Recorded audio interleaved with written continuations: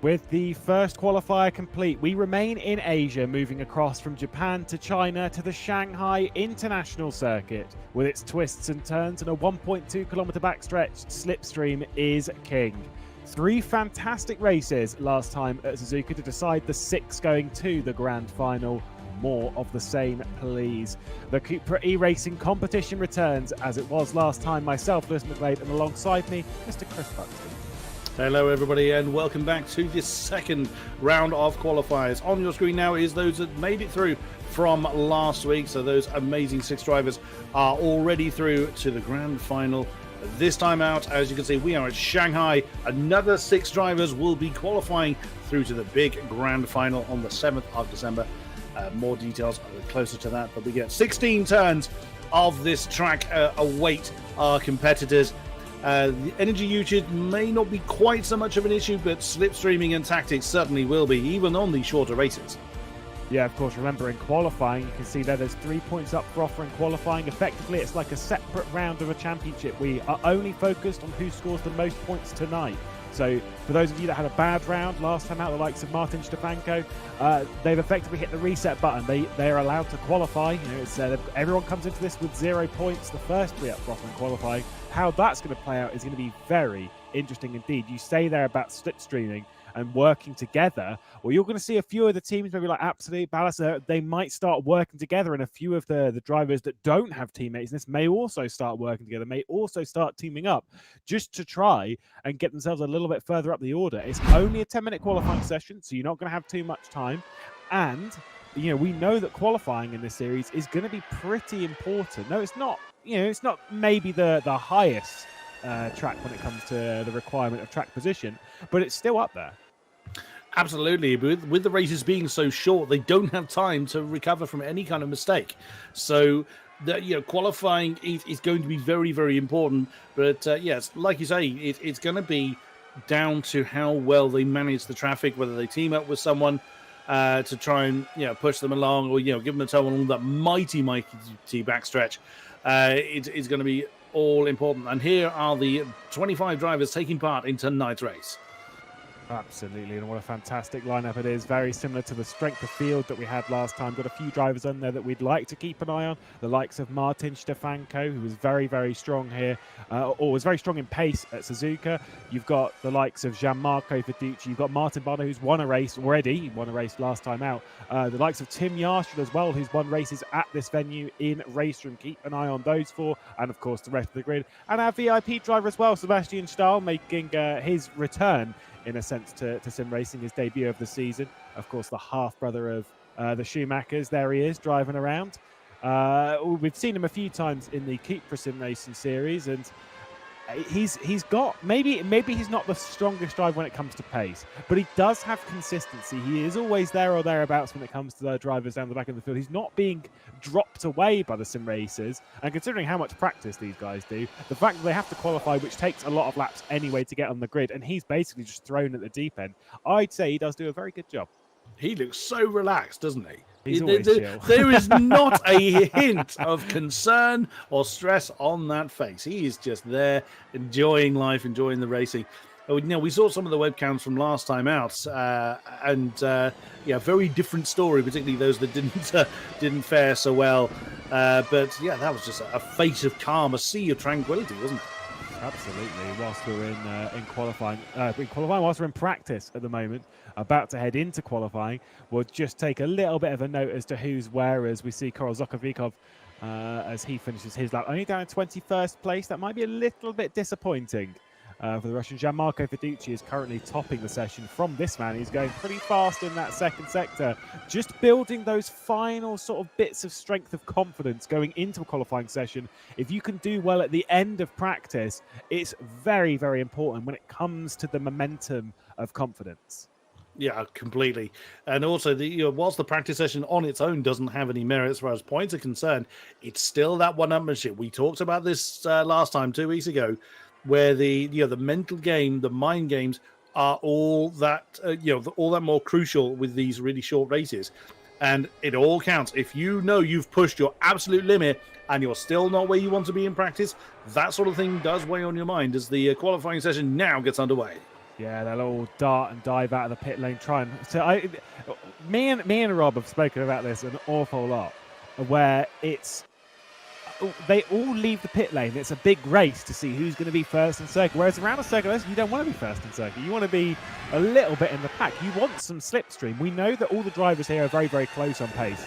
All things considered, realistically, around a 2 and a bit minute lap. We're talking the grid. We would suspect for the most part will be separated by around about a second, which means that even if you are the slowest driver on the grid, the fastest driver on the grid. Oh dear. Oh yeah, that's a bit of an oof in the background. My goodness, that was I think it was Simone Prater and Romanenko coming together. It may not have been Prater, but there was a bit of an oof there. Anyway, if you're the slowest guy, you can be only a second ahead of the fastest guy, but they will catch you by the end. It's all very, very tight. So if you're you want to be behind someone, surely. Well, again, it's a bit of a double-edged sword. You want to be the one out front. You want to be the pace setter. Yet, equally, that slipstream is that damn strong down that almighty back straight that you can't help but be essentially swamped. So we have some information about Tim Yarshall, a youngster from Germany. And, I mean, look at the accolades there. Third in the DT Motorsports Championship this year. Second at the AVIA E-Racing competition. I mean, that's nothing to scoff at all. He's maybe realistically, has fallen foul to a little bit too much aggression at times on circuit, which you'd normally expect from a youngster. The pace, the potential is absolutely there, and definitely one of the drivers that we're sort of like looking at and thinking this is a driver that we would expect to qualify this evening into that grand final, being a part of the top 6, knows how to race. The format this evening, as it was last time, we'll ride on board with Tim Yarshall for Euronics Gaming. It's 3 10-minute races, separated by a 10-minute reverse grid for race 2 and race 3. Tim Yarshall then through T1 as everything tightens up for T2, climbing uphill. Watch it drop away on the right-hand side once we've gone through that tightening part of 2, down into 3, through the left-hander. And then this is where we'll see a lot of overtaking, I think, out of here through 4 onto this sort of short shoot to 5 and 6. That hairpin at 6, Chris, is going to be a massive overtaking opportunity. Absolutely. If you've had a decent run from 1, 2, and all the way through that 5th corner, you can absolutely banzai on the inside of 6. Now this is where you need a settled car as we now go onto the on the bumper of Tim Yarshall through this long turn 7. Normally would be a tyre killer, but that's not something these guys will have to worry about. Wander over a little bit, sweep through turn 8, just scrub off a little bit of speed, nothing really too much to worry about. And here we go, more of a technical section into 9, as the Tim Yarshall is the lead car on track. Unsurprising he's setting the sectors alive, but again, he's looking to set the benchmark very early on. Yeah. Short straight down to turn 11, and again, you could have an opportunity here. It's not a very long straight into 11, then through 12, and then the mighty back straight following on turn 13. Yeah, look at that. Bit of opposite love there. Yeah, my goodness me. Obviously, these cars are rear-wheel driven with an awful lot of torque. I wonder if T12, T13, that long right-hander, the acceleration point out of that is going to be very, very tricky, because it's hard in these cars normally. And around that, where you want to be flat out, it's such an important run. It's the 1.2 kilometre back stretch, which is going to be so crucial when it comes to overtaking moves, etc., into the turn 14 hairpin. Getting that drive to that corner is going to be crucial. It might be the bane of certain drivers' existence once we come to the checkered flag at the end of all 3 races, realistically, through the final corner. It takes an awful lot of curb there on the inside, does Tim Yarshall. To the line, though, with no slipstream. What's the first time of the session going to be? We're expecting sort of, I was going to say 3s, a 4-1 is what starts off the session. I don't think that'll stand for very long. Certainly didn't. Simone Prater instantly tops it with a 4-0. We're expecting somewhere mid to low 3 as Kaplacik goes to the top of the session. Stefanko was a little bit unlucky last time out, and sadly didn't make the transition. Already set the first sector alight. There is the Williams Esports representative, the god from the Czech Republic. Now, he's completely on his own, bearing in mind. He's got no one around him, and he's still setting those sectors alight. He's absolutely flying. Yeah, it is important to note as well that he did qualify quite well. I'm pretty sure from memory, he qualified 2nd place, so he did pick up 2 points last time. But those are the only points that he got because he disconnected before race 1 even started, and we hope that he doesn't fall to the same fate this time. Was definitely one of the drivers we were expecting to qualify in the previous round. Unfortunately, it was not the case. Comes out of the hairpin towards the final corner, tracking pretty well to go faster than Kadlachik's 2:03.998 at the top of the session at the moment. Only driver sub 204 rather. What's it going to do towards the line? Stefanko should be a 3 surely, and is a 3. That said, it's 2:03.682. Maybe still not safe. I'm still expecting a low 2:03. Yep, I would agree with that. Although starting to push much beyond this point, he's probably going to need some slipstream help from others. So we will see. We will see. Look how close Kadlachik to Prete is. That's 600ths of a second to third, and then you got 3 drivers within 200ths of a second. You did say it was going to be close, and it already is proving true. This championship is mighty close when you consider the amount of work that some of the drivers have put in. A reminder to those of you tuning into this potentially for the first time, didn't tune into last week's broadcast and expecting it to kind of be the same as most racing competitions, where most racing competitions are fixed setup. Everyone's riding around with the same stuff. In this, that is not the case. There is an open setup. People are allowed to change how certain things work on the car. And with that, it does kind of open things up a little bit for some drivers, as Marcelo Caserta of Absolute Motorsport Racing, the big man, the team boss, making his appearance to the grid with a good few drivers in his stead. Yep, very true. As we now switch to Benedict, there he is. Again, he's referring to style of looking very, very calm. That's a face of focus on the right there. The Hungarian sweeping through the turns. Currently sits in 8th position. There's 7/10 from the mighty Stefanko. Kadlachik did improve his time, but not his position. He took another 10th off. The Czechs leading the way at the moment. Yeah, I've never understood the drivers that look calm when they're in a race, because I certainly don't. I'm like, going. No, I don't. I'm really focused. I remember being at Nürburgring and seeing Mr. Robert Wiesenthal do his laps on a sim rig. He's very focused. It's very intense. It's actually terrifying. So thanks, Rob. But it's an interesting thing how drivers approach driving, because you're not strapped in, you're not being thrown about by the car, you're so focused. Look at how calm.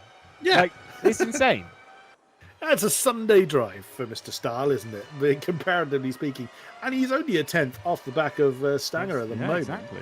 So again, also bearing in mind that these lap times being so close, it's over a 2-minute lap. So that is, again, just highlights how close the entire field is. This is going to be fantastic tonight. We will keep our fingers crossed. Gianmarco Fiducci currently qualified in the 4th spot. Reminder to those of you tuning in, across the 3 races, the drivers will be scoring points allocated per their position in the race, as you would expect.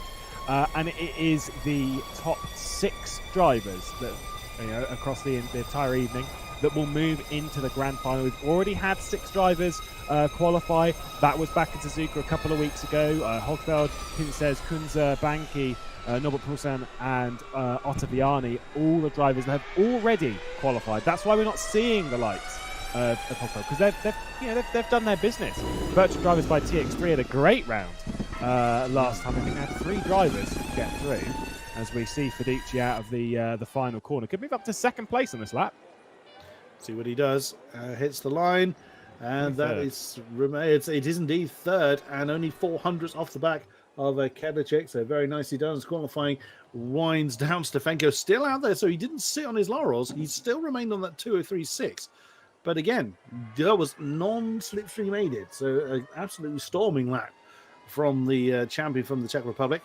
He's going to come through to complete this lap, but it's not an improvement unless he's had an absolutely unearthly Sector 3, which I'm not sure. I'm not convinced, but no. Right. And indeed, this is just practice, but he's still setting sub 2:04s.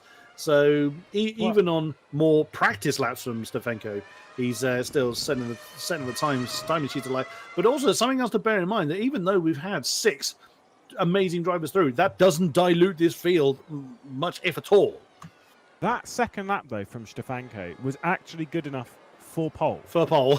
Like that's how that second lap wasn't an improvement on his 2:03.682, but it was good enough for him to get a pole position. Either way, he's going to grab 3 points for that pole regardless, with Kadlachik and Fiducci grabbing 2 points and 1 point apiece. So already starting the evening, scoring a few points. We keep our fingers crossed that he gets into the race and gets that one underway, because his pace at the moment looks very threatening to the rest of the field. Somewhat, but it's all well and good having the 1 lap pace. It's being able to convert that into the necessary results. So Stefanko starting as he means to go on. 3 points on the board for him, 2 for Kedlachik and 1 for Fiducci. So a nice start for them. But let's have a word from the sponsors.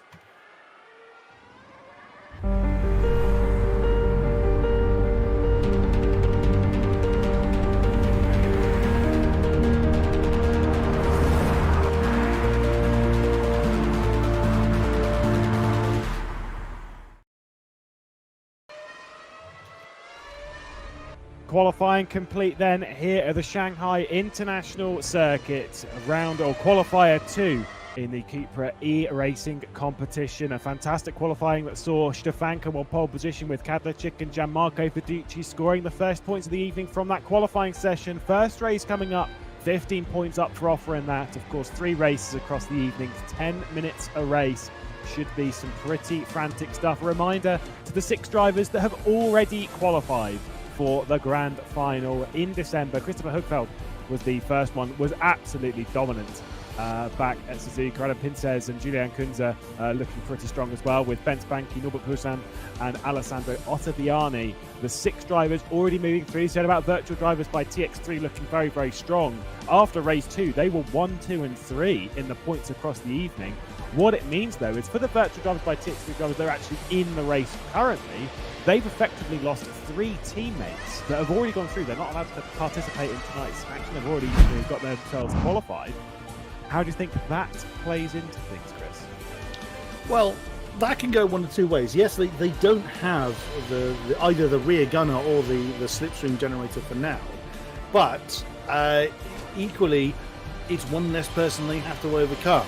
So it could go kind of over 2 ways. Now, you'd expect people from the same esports organisation to work together, but at the end of the day, there's only 6 qualifying spots and quite a healthy representation from virtual drivers by TX3. So, I mean, if we could have actually had 5 of the 6, if all 5 TX3 drivers, the 3 we've mentioned from last week plus the 2 from today, that would be amusing if all 5 of the top 6 were from the same squad. But it could go one of both ways. I'm not so convinced that it will be too detrimental to them. But well, that's one thing we'll never particularly answer either. But we'll see. There's still, they can still team up and work together. So TX3 being Pointo and Costa for tonight's race. But let's see how we get on.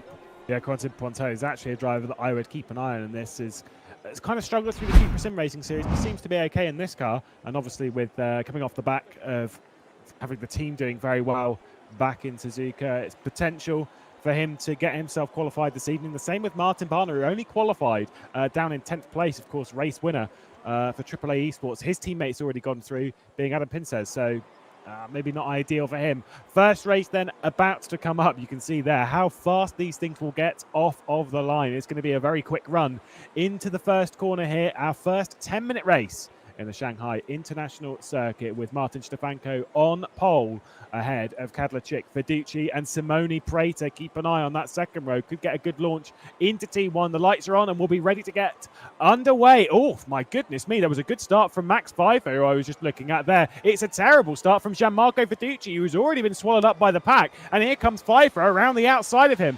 Leading, it is going to be Stefanko from Kadlachik, from Simone Prater, who's moved up from Pignataro, as well as maybe a little bit of contact there. That's opened the door for Gianmarco Fiducci to get back through, and Tim Yarshall as well is trying to bite off a piece of this as we're going too wide through T3. Clean launch. Oh, nearly a bit of contact there between Pfeiffer and Tim Yarshall. Clean launch though from Stefanko. Yeah, that's exactly what he needed to really get his campaign underway. There was unfortunately somebody facing backwards at the end of turn 1 and 2, so that didn't go well for them. I'm assuming that's Michael Costa, who is now at the tail end of the field, so that'll hurt. But we saw last time out how the reverse grids does completely shuffle the pack, and there is our VIP drivers. Sebastian Stoll getting really stuck in there in 22nd at the moment. But yeah, great start for Stefanko. Oh, big contact! No, oh huge my incident. goodness me. I think it was Jan Stanger and Caserta getting into woes. That's not ideal. Oh, No. Tim Yarshall already up to 4th. What a start from the young German. That's an absolute storm. He's being hassled by Fiducci, who's really is struggling. He started 3rd, has been already swallowed up and sits in 5th position at the moment. But yes, Stefanko doing exactly what he needs to do just to keep that gap to his fellow countrymen. But yeah, so much fighting going on further back. Yarshall, you did say he was one to keep an eye on. Yeah, now he's got by Gianmarco Fiducci. He's basically in a little bit of clean air. We're picking up a little bit of slipstream from the Italian of Simone Prater ahead as everyone's sort of ducking and darting. Fiduci's trying to get back through on Tim Yarshall there, and I don't think it's going to quite work for him, as we've got Martin Barner as well trying to make a move. We lose him behind the grandstands, but on Pfeiffer, he is going to make that move. Gianmarco Fiducci not able to get back through on Tim Yarshall, going to hold position in 4th, but it might have just cost him a little bit of time. Now a second off of Simone Prater. You can see the top 3 making a little bit of distance. I would be surprised, to be honest. Oh, there's a big crash. That was Sebastian Stahl in the background. Big crash out of the final corner. Not the only driver we've seen do that. No, he's. I think he probably was a little bit too eager on the right foot. We know how many horses these things have to deploy, and yeah, that has caught him out, unfortunately. But Stefanko still doing Stefanko things up front. Again, there's that face of focus in the bottom right-hand corner. But in fairness, Kadlacik is really piling the pressure on. He's nailed to the rear wing of Stefanko, which is not an easy thing to do. And then Prater is just staying where he needs to be. He's not pushing too hard. He's not making any mistakes. He's got the gap back to Yarshall. And whether that remains the case, we will see, because we've seen how fast Yarshall is already. Pinataro in that crucial 6th spot. There he is in the green car. He's fending off Barner and Pfeiffer, which, oh my goodness me, that's a very difficult position to be in. We know how crucial that 6th spot is. Again, that was very much proven last week as well. There is Bedin, Carlo Luciano Bedin, already underneath, pushing Benedict along, coming through turns 11 and 12. So much fighting going on, but as we mentioned, they don't have time to squabble too hard. They don't have time to recover from mistakes. But even still, you cannot ever suppress the racing instinct of these guys. Who's that sliding off in the background? I think it might have been Sokovikov as well, slipping and sliding in the background and dropping it out onto the 1.2 kilometre back straightaway. That's the worst place to do it. Kadlacik going maybe for the race lead, not able to do so. Stefanko just hangs on for now. Whilst this 3 is sort of, they're still pulling away every little bit, every 10th, a bit here, a bit there. Whilst they're not battling, they are pulling away from Tim Yarshall. We focus back to Martin Barner with Pfeiffer, Benedek and Luciano Bedin behind. A reminder, the top 10 are the drivers that get reversed for the next race. So any driver inside that top 10 will effectively just be completely reversed. So Luciano Bedin at the moment will be on pole position as long as he holds on to that very, very crucial 10th place. It looks like he might be able to do so for now, whilst he's got a second gap back to Markovic and Leandro Vela as well. Look at the pressure that Barner is under. Martin Barner is struggling badly to fend off Pfeiffer for that 7th spot. He's doing a great job in doing so. But also, there's a mental game going on here. He knows, everybody knows they need to be in the top 6. And they still want to be in that top 6, even in the very first race. So this is not ideal for Barner to be outside of that crucial top element. But he's losing time against Pinataro. So this isn't ideal for his mental game. But I mean, Max Pfeiffer is almost kind of throwing caution to the wind. He's piling so much pressure on, doing a great job there as we now switch to Boris Slivic, who is having a bit of an argument with that's Sullivan Slazy, isn't it? Or is it? Oh dear, that didn't go well. Goes. Oh, someone else has gone as well in the foreground there. Oh, Mikhail Costa's gone for I don't. Oh, and another one. God, you'd think there's some oil down, wouldn't you? Oh my goodness. Okay. I think Everyone's taking the distraction. exploratory route of China, it would seem. Everyone wants to have a drive downtown Shanghai. That's bizarre. Maybe Marcelo Caserta kind of came round and went, oh, that looks like fun. I'll give that a go. It looks like his car's a little bit damaged as well, which won't make things too easy in the high speed. We're on board with Markovic, and you can see that gap to the all-important top 10. He's just trying to pick up whatever slipstream he can. Doesn't really have pressure from Vele behind. This is further up the order with Gianmarco Verducci and Tim Yarshall as they battle over 4th place. That continuing. Pignataro, I think Pfeiffer and Barner have switched positions. And Barner, it's no matter where you look, it's pressure, it's feistiness. Whether it needs to be, you kind of argue they're all inside the top 10, which means they'll all get reversed. But every point matters. Yeah, that's exactly what I was going to say, is that they want to play the one-upmanship as we're on board with Gianmarco Verducci, really almost pushing Yarshall along the road. That's actually backed the young German off of the top 3. Top 3 look to be locked in their own battle at the moment. Verducci doing exactly what he can, but he also knows he is where he needs to be. But he's got to maintain that. Being in the top 6 is not so much a disadvantage, but it's no guarantee in the early part of the race. Being in the top 6 towards the end of the night is a little bit more guaranteed that you will, or it's more comfortable to be in the top 6 come points time. But these guys just can't relax. It's all intense. So again, there's another aspect of testing how well these drivers cope under pressure, and it's constant pressure all night long. For Gianmarco Verducci as well, he's maybe setting his sights, not quite yet, being in 5th place. And maybe not in this race as well. We're on the penultimate lap. For Gianmarco Verducci, though, he's still yet to take victory in at any point in racing competition, be it the CUPRA Sim Racing Series or in the e-racing competition as well, as Markovic has got himself onto the back of the top 10. Wow, he's closed that down quickly. Has gone down massively. I wonder if there must have been a couple of mistakes, because that's a mighty few laps that Matej Markovic has put in. Because, as I say, the all-important top 10, if he makes this move, it's the difference between him starting 11th and 1st. That is in one move. As these two are battling it out, continuing as Verducci tries to go around the outside. Muscled out there from Tim Yarshall, who does not have the pace to keep up with the top 3 at the moment, must be said. Well, I think that's entirely down to the Italian on his tail. Yeah. I think Yarshall probably would be able to keep up with the top 3, or at least stay in their tyre tracks, if not change the position. Here comes Verducci again. He's going to be forced on the outside of turn 1, which is not a comfortable position to be in. He's nosed ahead just before the turning point. He's kept his foot in it. It's now or never, do or die as they come together. No. Oh no, Yarshall's off. I beg your pardon, it's Verducci that's gone off. That is catastrophic. That's going to be big for the top 10 because it's moved him outside of the top 10. Oh, my goodness me. For Gianmarco Verducci, it's the same thing as to what happened. He was in a tight race, and down into T1, there was an incident at Suzuka. Verducci. This is the thing, is did he need to make that move? Did he need to take that level of risk? It's about points consistency over a night. It's now promoted Markovic inside the top 10 regardless, as Luciano Bedin and Benedek go side by side in the background. We look at Pignataro, who's in 7th place, right on the back of Pfeiffer, on Barner as well. All of these have gained points courtesy of that issue that's dropped Tim Yarshall, that's dropped Gianmarco Verducci. I'm doing it now. Oh, no, there's no, another one's round as well. Luciano Bedin, that's going to be way out of the top 10. Oh, my goodness me. Oh, dear, there's a bit of a question mark over the track rejoin there.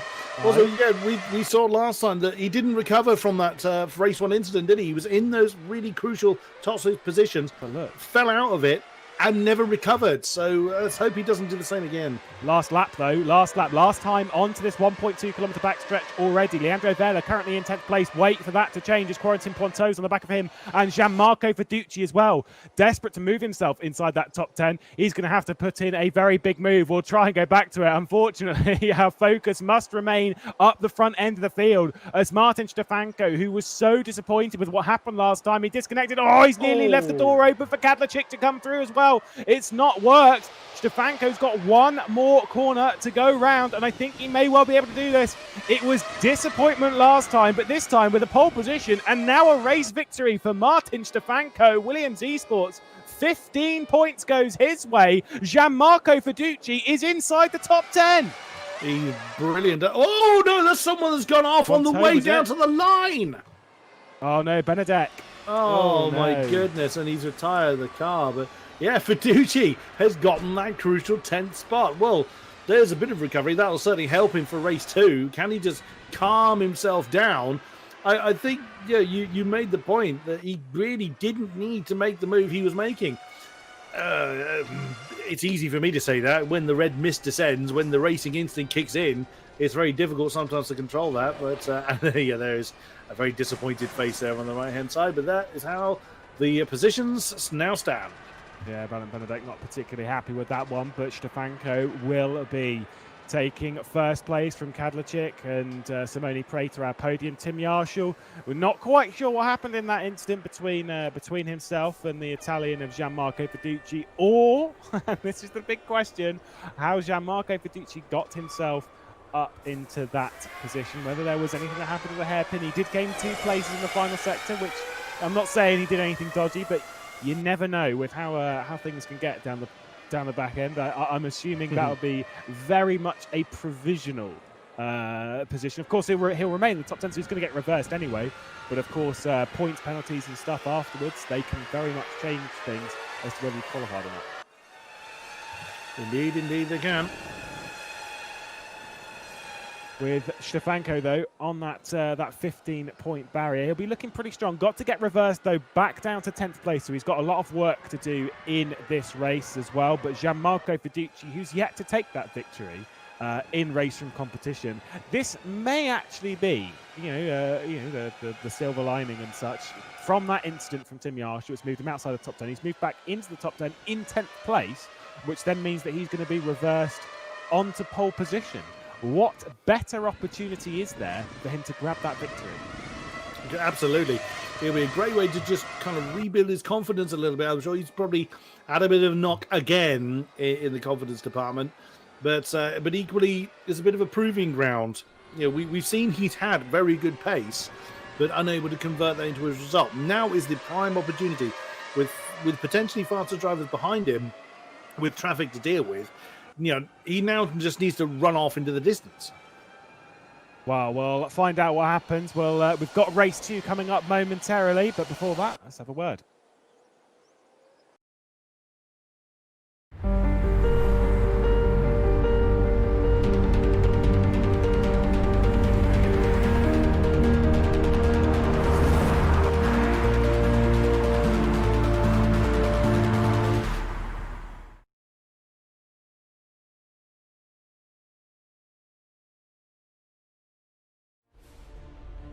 Race 1 complete, questions asked and answered. Qualifier 2 in the CUPRA E-Racing competition. Our point standings as it currently is, with pole position and the race victory. Martin Stefanko tops the leaderboard. Reminder, the top 6 go through into the grand final. Those 6 at the moment: Stefanko, Kadlachik, Simone Prater, Tim Yarshall, Martin Barner and Max Pfeiffer. But that is about to be turned onto its head, Chris, as we go into our first reverse grid race of the night. The top 10 flipped. We've got a new one for this race. Yep, I am fully expecting fireworks this time around. So, but also something, if we take anything from Suzuka, the race 1 winner then doesn't have to push quite as hard, so doesn't need to take those risks. I've watched Martin Stefanko race many, many times. Still expect him to be towards the sharper end by the time the checkered flag falls. Absolutely. The thing is, with the drivers, if, say, for example, Stefanko didn't move up any positions and he finished in 10th place, then was reversed up onto the pole position, and then won that race, he'd score himself a good old fancy 34 points, which would have been more points than what Christian Hugfeld would have qualified on last time. So he doesn't need to do well in this race. He just needs to be inside that top 10, as you're suggesting. How that's going to play out, though, we'll have to wait and see. Race 2 about to get underway. And there's Stefanko just taking a drink, just having a breather before the race start. The warm-up between each race being about 3 minutes is just enough time for them to breathe, to just focus, to think, to go over what happened in that race, to consider and to move on and keep focused. And for the likes of Gianmarco Fiducci, who's currently on that pole position, it is crucial for him to dust off what's happened in the previous race. Also crucial for him to get a good start, because that was one thing he did not do in the previous race, and with him being on pole position for the second race this evening, it's going to be absolutely crucial. Oh, but it's not worked again. Oh my goodness me, another terrible start from the Italian. Markovic, Pignataro, Leandro Vela through on the inside as well. Martin Barner trying to force his way through. Oh, there's big contact there though, and the doors are wide open. Who's that sneaking through? It's Tim Yarshall. Oh no, they're still being pushed round, still being pushed in Tim Yarshall's round. Tim Yarshall's gone. Gianmarco Verducci to third place, with Martin Barner just constant pushing there with Max Pfeiffer and the train behind. Tim Yarshall's dropped to the last place on the grid. Okay, that was not the fireworks I was expecting, if No, I'm entirely honest. Goodness me. That was not on the cards. But Markovic, what a great start for him as we now look at Jan Stanger. That is just in the midst of a pack he probably didn't anticipate being in the midst of so quickly. But Verducci, oh my God, again! Every single start I think we've seen him in has been disastrous. Even at Suzuka, he was not good. Indeed. So I think it's just a simple case of he's just losing that little bit of focus, or whatever it is that is causing the problem. It's then unsettling him, and I think he just kind of went into the back of someone. We didn't quite see the entire angle from the camera, so we don't know whether the person in front was a little bit slower, or whether he's just literally pushed too hard. But Verducci still finds himself in third position, though, so still could recover a good good result from that. It's where he jumps from neutral to first. It just instantly bogs down. Like the car jerks forward and then bogs down. He's doing something fundamentally wrong. Someone who's not. Tim Yarshall, by the way, is already up to eighth place, so he is fighting his way back up the order. Here's Gianmarco Verducci making a move on Martin Barner into the hairpin. How important it is for Gianmarco Verducci to make this move after a single point in the previous race. Dives down the inside and gets through on the Hungarian, and now focuses on Markovic ahead. They're still side by side, heading up towards the final corner. Martin Barner, already a race winner in the series, leaving it down the inside. Oh my goodness me, that was tight, and Gianmarco Verducci to second. There was millimeters of that rumble strip left for Verducci to use before he just spun off into space. That was expertly driven from both of them, as Verducci's got a little deep coming through turn one, although he's going to cut back quite nicely for two. Slams the door for Barner. But yeah, that was expertly driven. That had accident written all over it, and both of them did brilliantly to keep their cars on the straight and narrow. Absolutely. Markovic then still leading the way from Verducci, who's going to be closing in. He's got his sights set down the bottom end of the top 10. Romanenko in ninth place, leading from Sokovikov, who's switching positions with Pignataro, who's dropped a little bit further down the order than he would have wanted. You've got Scolari and Luciano Badin as well, a part of this, and Soren Jaeger. The trains all sort of separated. The top 9 drivers have cleared away to the tune of about 2 seconds from ninth place. Oh, very, very wide there was Pignataro trying to stick it down the inside through the fast right-left section. Not an ideal place to try and stick it down, but into the double left, the doors may be open enough. As we see Sokovikov, that might be considered exceeding track limits. That was a tad exploratory on the exit of turn 10. Oh, wow, big move there on the inside coming towards turn 11. Sokovikov saw that one coming and gave the necessary room. That's going to cost him at least one position. He's not going to be able to recover all of his momentum as Slivic that's gone through. Can he recover? Can he hang on to that top? Just about. Bit of a door bang going on. It is just an absolute swarm. You can't. This is what I was saying earlier. You cannot just relax. You can't just let your brain unwind. Otherwise, you're taking a lot of people with you. Absolutely. Oh, here we go. We've got Kadlachik on the inside, getting by Stefanko, who's not really worried about things at the moment. He's pretty happy just sort of cruising and maybe holding position. Not worried too much about Kadlachik. I think Jan Stanger as well went quite wide for a bit of an explore down at the hairpin, and Romanenko as well a part of this. Stefanko now on the outside of Jan Stanger as we head towards the first corner, and we saw in the previous race this didn't work out. Jan Stanger's going to back out of it and allow Stefanko to gain that position, so at least no real risk there. I don't think Stefanko needs to at the moment. 0.3 of a second, the gap at the race lead. Markovic under serious pressure from Gianmarco Verducci, just 0.4. He's coming, the Italian. Oh my goodness me. Oh, who's that? Oh, wow, that's someone doing a bit of lawnmower. Someone facing backwards. Oh no, who is that? It's Sokovikov. Sokovikov again that's come to grief. And yeah, he's understandably not very happy about that as someone bouncing across the... Oh, Oh his suspension's gone, no! Oh dear. His suspension's very gone. Oh, well, either suspension or his patience is completely evaporated. Here we are back up to the lead again. Markovic under a lot of pressure, as you were saying, Lewis, from Fiducci. Barner not far behind. Prater is in that mixture as well. That's a very uncomfortable position to be in. This is Mirror's absolutely full of drivers. Coming back to what you're saying about Stefanko, he took an opportunity that was available to him. He didn't force it. And that's he knows the ropes. He knows what he's doing. He's just picking up the points. But next race,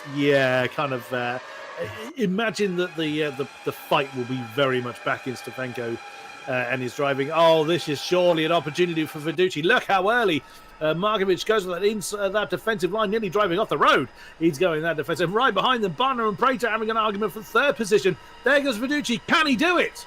It's what Fiducci tried on Tim Yarshaw in the previous race a few times. He's to the outside of the hairpin and massive on the brakes. Oh, I think he might be able to leave it down the inside of the final corner. There was contact between the two of them.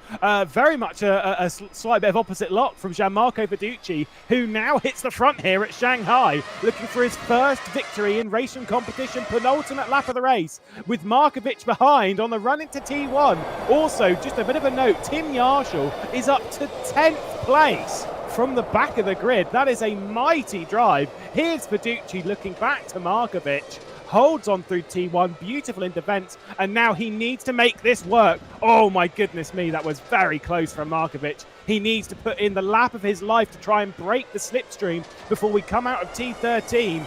Maybe he's got the pace, considering how much he closed over the previous lap. I definitely think he's got the pace to break Markovic here.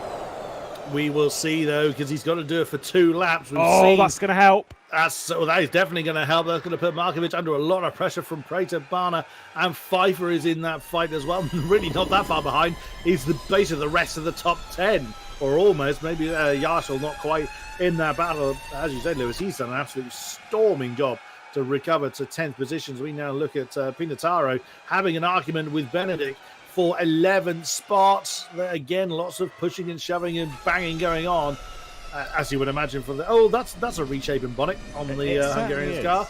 So that's not going to help, but he's still giving it a good go, in fairness. He's done well, though, considering he retired from the previous race at the final corner. Baron Benedek up to 12th place. That's a pretty decent drive. He's not inside the top 10, but if anything happens inside the top 10, he could be moving up. I think Tim Yarshaw's broken away. I think Tim Yarshaw, unless something happens, will finish in 10th place. He's in very much a strong position out by himself, and we know his pace is strong enough to keep Pinataro at bay. There's like 2 seconds back. He's come up through the order again to regain this position. Our focus at the race leader, as Gianmarco Fiducci has built that gap. He's done enough to at least survive this lap. Here's Max Pfeiffer with Martin Barner. Simone Prater was not able to make a move on Markovic. Pfeiffer, I think he might... Oh, I thought he might have had someone on his inside there, considering how far away he was from the apex. I thought he had a bit of a thump then as well, judging with that camera angle. Either that or just something didn't go quite right for Max Pfeiffer. Final lap then of this second race. It is still all to play for. Fiducci has done what he needs to do just about. He's given himself enough gap. Oh my goodness, that's never what you want to see. As Romanenko that full in your mirrors. As Romanenko going to try the outside maneuver. No, he's going to come back underneath the German. That's nice. What a move. That was a lovely move. And can he hold on to it? He's going to be forced to the outside for turns 3 and 4. He's got it done. That was a great move. That was lovely in timing. That's how a move. That's how a cutback should be done. That's spot on. Perfect. Yep, there is a textbook example there for all drivers to make note of as well. Look back from Romanenko looking at essentially his victim in the form of Jan Strange. Was fighting going on further down the field as Pinataro and Benedict are still having that argument for 11th position, and there was a fair amount of tyre smoke going on as we catch that particular shot. I wouldn't be surprised if those in the top, well, certainly the top 8 or so, just kind of remain where they are. The crucial positions were almost decided. Here's Stefanko on the tail, very much of his countryman, Kedlicek, who is pushing Pfeiffer along the road as well. Again, he'll take a position if it's open to him. He probably won't force it. And then, watch him do the biggest banzai you've ever seen the final time. We will see. But, of course, if he tries to move a Kedlicek is slipstreaming off of Max Pfeiffer. So Oh, Max is a bit wider coming through. He's trying to get the drive on the exit of 13, but it can be a little bit dangerous when you're in that close quarters. We'll see. Oh, still fighting going on behind. On board then, that's Brete. He's having an argument. He's having to go for second. I think Markovic is not going to have an answer to that. Surely the Italian's got it done. Not with the speed that he had. And remember that Fiducci went around the outside of Markovic at this very corner. It was a check 1-2 in race 1. It's now an Italian 1-2 in race 2 as leaving the final corner. Finally, for Gianmarco Fiducci, there is a race victory in RaceRoom competition. Fiducci on top from Prater and Markovic. He did the duty after another terrible start. He needs to get that sorted for race 3 if he wants to move through into the grand final. But 15 points will be doing him quite well. Stefanko, by the way, got by Kadlecic. I wonder, that may have been a bit of synchronized swimming going on there. We didn't see the move as the traditional pilot on the finish line. You would have thought Fiducci would have looked a bit happy about that. I agree. I'm disappointed. I'm surprised by that. I'm very disappointed, knowing how emotional he was when he he was removed from contention after one too many track cuts at the circuit which we visit next, by the way, the Dubai Autodrome. In the CUPRA Sim Racing series, he was very much battling for the podium, very much battling for the win. He was removed from that. He looked so disappointed. He was so animated about it. A little bit disappointed, Mr. Fiducci. Yeah, step it up. Must try harder. Yeah, I know. Oh, it's only a qualifier. Doesn't matter. Still a race win. Stefanko, though, fastest lap of the race. No points for that, but still a healthy amount of points for 6th place. Just a little bit of a reminder, by the way, when it comes to those top 6 that are going through, when it comes to Stefanko, who scored 15 points in race 1 and also had the pole position, if it was last round, right, that's 18 points right there. And if it was last round, he would qualify on that many points. That's how, it is so important to win that first race. Now he scored another healthy score of points for 6th place. He's getting reversed up inside the top 5, and we know his pace, his potential. This could be one of the most dominant rounds that we've ever seen in a qualifier from Stefanko with the pace that he's got. Could well be, but then does he want to risk? Why would he risk? Does he want to risk the position though? Because he could still fall outside of that top 6 if he, if he ends up spinning backwards and or facing backwards and end up last. We will see. Like I said, I've seen Stefanko race many times. He'll push a bit harder this time, I think. He will still want to have earned it on merit. He wouldn't have wanted to have been gifted with one of the qualifying slots. He will want to stand there and say, I did that. I didn't inherit it. Absolutely. He's done a very good job. It's going to be, but this final race is going to be very curious. Yet another 10-minute race, another top 10 reverse grid, 5 laps. Here is your points standings at the moment.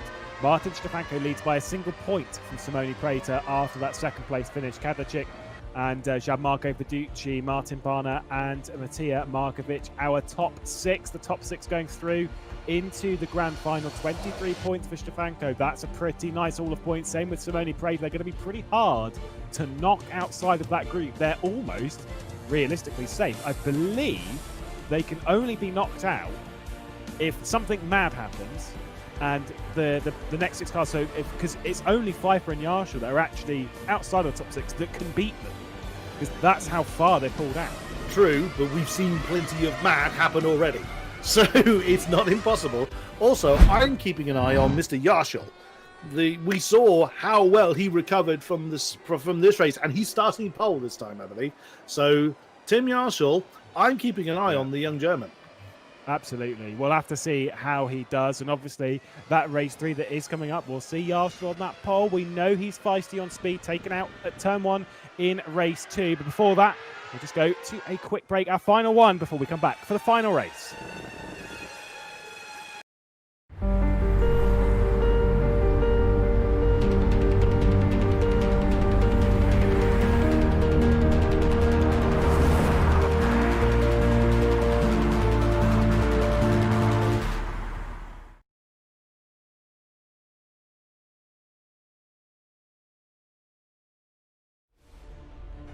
Another thriller here in Shanghai. Race 2 complete. The final race of the evening is upon us with Tim Yarshall on pole position. How is this one going to play out?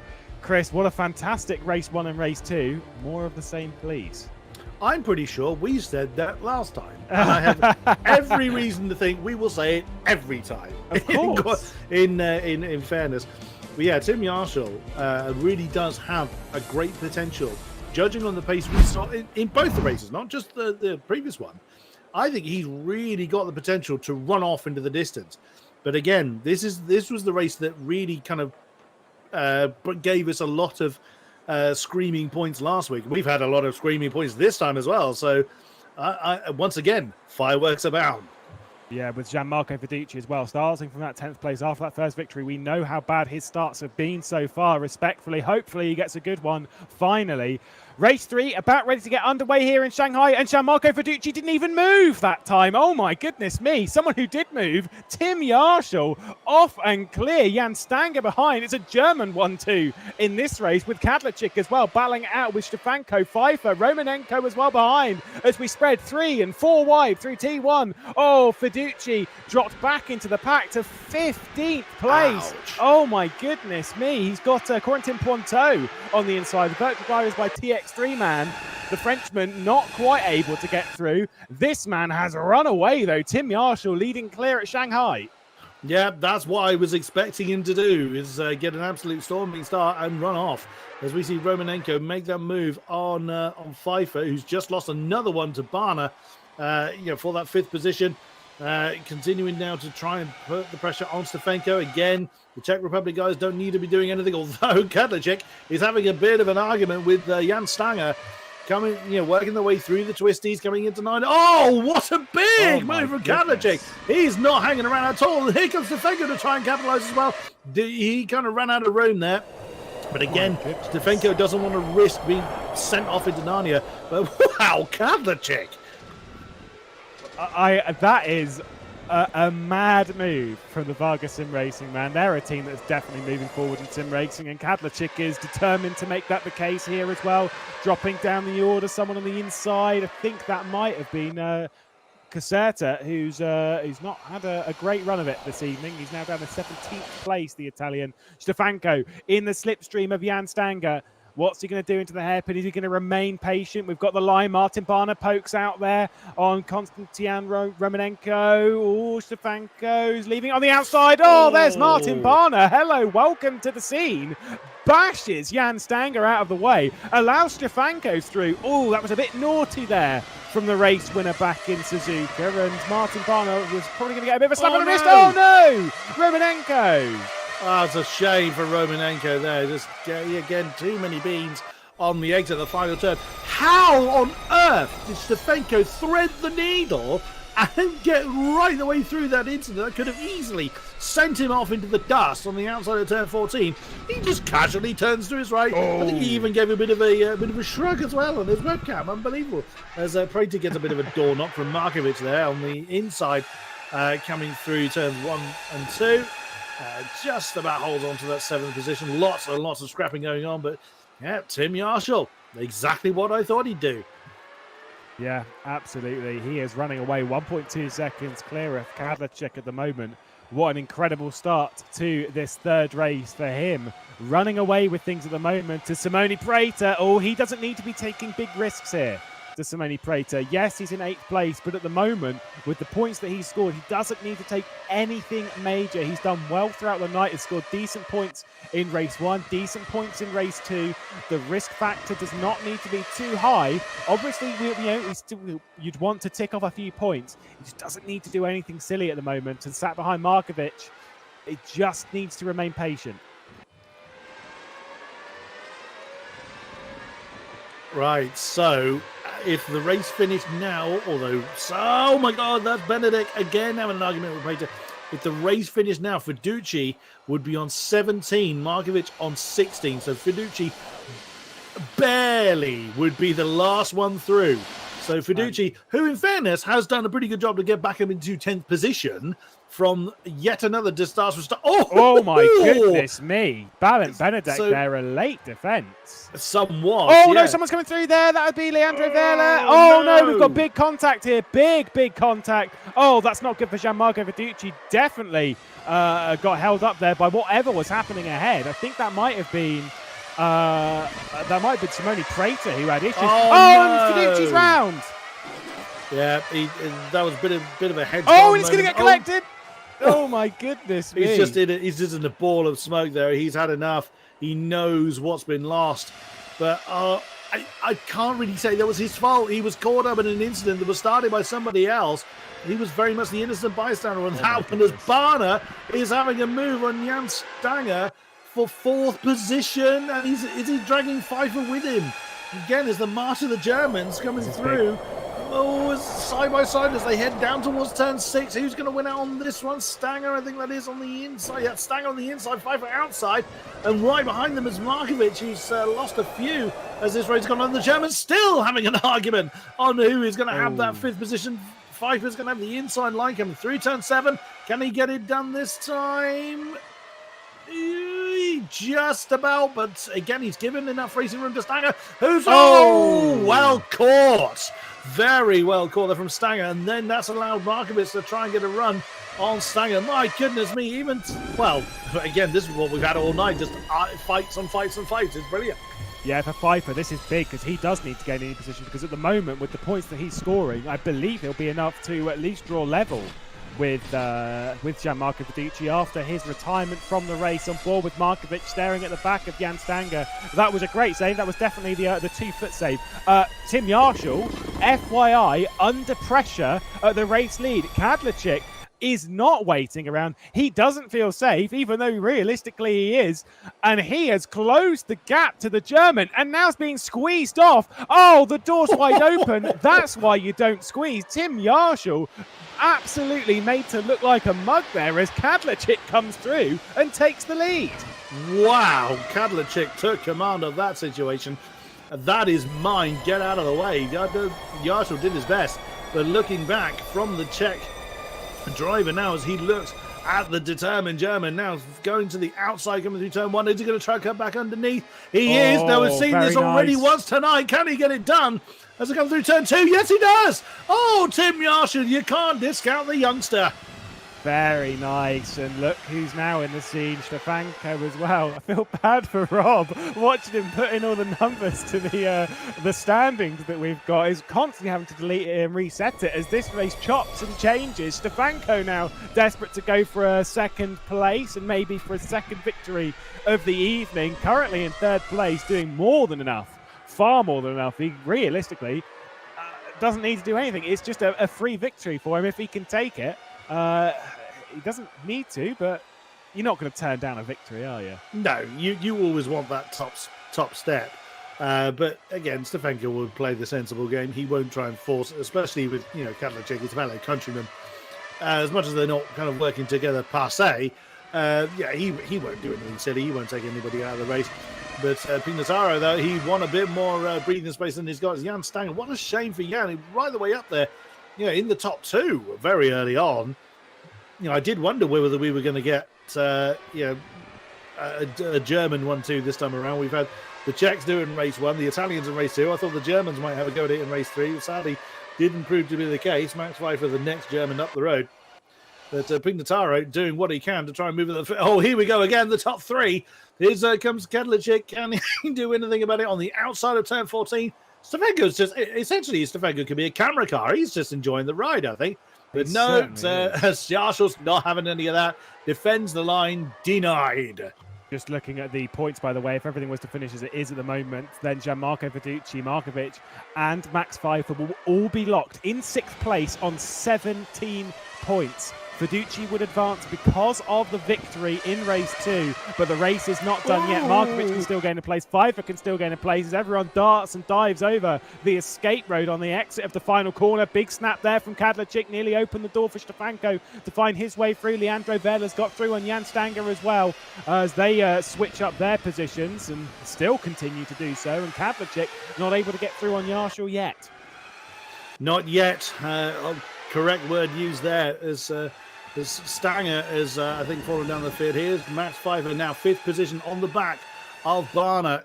What can happen here? Well, there's plenty of things that are going to happen here, quite frankly. But Pfeiffer is pushing on. He's not leaving anything to chance. Whilst he is outside of the... Well, I say he's in that battle, isn't he, for that all crucial 6 spots Maybe on needs. 17th position. He just needs the one. Barner can afford to lose the position. Not that he would probably be thinking about that. He wants that 4th position. Oh my goodness me! Every position is crucial. Absolutely, and this is why those starts that Gianmarco Verducci's been getting has really cost him this evening. If he hadn't had such bad starts, he would be dropped into the danger zone constantly. He was quite lucky in race 1 that he wasn't dropped too far down and was able to recover it, and ended up taking victory in that second race. Race 1, race 3, he's been dropped right back into it. Martin Barner staring backwards, probably got one eye on his mirror. Speaking of one eye on your mirror, Tim Yarshall, we saw him squeeze a little bit with Kadlachik into the hairpin. This is the final lap, though. The final time for him to get down into the hairpin. Oh, that's squeezing off far too far. And here comes Stefanko. You can't defend like that, Tim Yarshall. He's pushed him straight into the grass. I don't think Kadlachik will be happy with that. Someone who might be, though, Martin Stefanko, trying to go around the outside of the German. No. Squeezed off again. Tim Yarshall being a little bit naughty at the front here. We'll see how that one plays into his qualifying standings. Oh, Kadlachik's around the outside of Stefanko. Out of the final corner. Tim Yarshall does it again here at Shanghai and takes another victory for Euronics Gaming. Tim Yarshall on top from Kadlachik and Stefanko. Martin Barner did not get passed by Max Pfeiffer. Markovic also didn't make the move, which means that provisionally Gianmarco Verducci, despite retiring this race, despite only scoring a single point in race 1, has qualified. Wow. Insane. That is absolutely mad. So does that not show that you should never, ever give up on the race that you're in because you just do not know how the cards are going to fall? It's mad. It is absolutely mad. As we would expect from the CUPRA E-Racing competition. Provisional race 3 standings then. As Stefanko sets yet another fastest lap. He maybe could have tried something a little bit more there at the hairpin, but you know he backed out when Tim Yarshall squeezed him off. I think Tim Yarshall's going to get a little bit of a slap on the wrist, though. He did squeeze all the way across, and it's another little dodgy move there from Yarshall, especially considering he's had a few slap on the wrists as well by the stewards in RaceRoom. Obviously, they'll take a look at that. Kadlachik and Stefanko on the podium again, with Barner, Pfeiffer, Markovic, Leandro Vela, and Jan Stanger behind. Another crazy round of racing, and you wouldn't be hard pressed to expect the same thing when we head to the 3rd and final qualifier at the Dubai Autodrome in a couple of weeks' time. Here is your calendar. We've done Suzuka. We've already got our 6 drivers from there. Obviously, we're at Shanghai. We're getting our 6 drivers now. We get 6 more when we go to the Dubai Autodrome, and then effectively from a time attack, from a pre-qualifier, basically a leaderboard. We'll see 6 further drivers, 3 from Bathurst, 3 from Sonoma, going into the grand final. 24 cars on the grid in December. Oh, the racing's... Yeah, I'm skipping heartbeats here. Yeah, oh yeah. The excitement is building, and we're only just reaching the halfway stage of this entire competition, aren't we? You know, 2 qualifiers down, 1 to do in the grand final to broadcast. It's just going to be immense. I cannot wait. We're looking forward to this for quite some time, and it has not disappointed. No, it has not, and I don't feel that final will either. Here are your points standings then from the 2nd qualifier, and as things stand, obviously provisional standings, and it is important to note. Martin Stefanko topped it, expected that. He has been gold all day. And that internet connection held out for him. So for Williams Esports is right up there with Kadlachik as well, who actually very much impressed. Was going toe-to-toe with Stefanko and basically matched him at most points. Tim Yarshall, Simone Prater, also up there, of course, Tim Yarshall with a bit of a question mark, and Martin Barner in 5th place. And then look at that in 6th. 17, 17, 17 points for 6th, 7th and 8th. Gianmarco Verducci, the one inside that area, courtesy of courtesy of the race win in race 2. Of course, big question marks regardless to quite a few of the drivers. Everything's very provisional. Was pretty crazy racing all evening, Chris, and with 6 more going through, you wonder what we're going to see next week. Well, like we said, more of the same. I think we've rather proven that even though the best 6 went through, or the best 6 from Suzuka went through, it didn't dilute this field at all. Yes, the Czech Republic boys have had the rule of the roost as far as the sort of the points gaps are concerned, But wow, that didn't stop anybody else from having a good old go and doing what they could to get those crucial top 6 positions. And I think we'll have much more of the same in Dubai. And we hope to see you then in a couple of weeks' time when we return. The third and final qualifier at the Dubai Autodrome should be a fantastic one. It'll be myself again, Lewis McGlade, and alongside me will be Chris Buxton. It's been another crazy round of racing. And like you say, we expect to see more at Dubai. But there's only one way to find out, and that's to wait the 2 weeks, to join us on the broadcast, to subscribe to RaceRoom, to follow us on Facebook and all of the other social media platforms. Thank you very much for joining us. And until we head to Dubai, goodbye.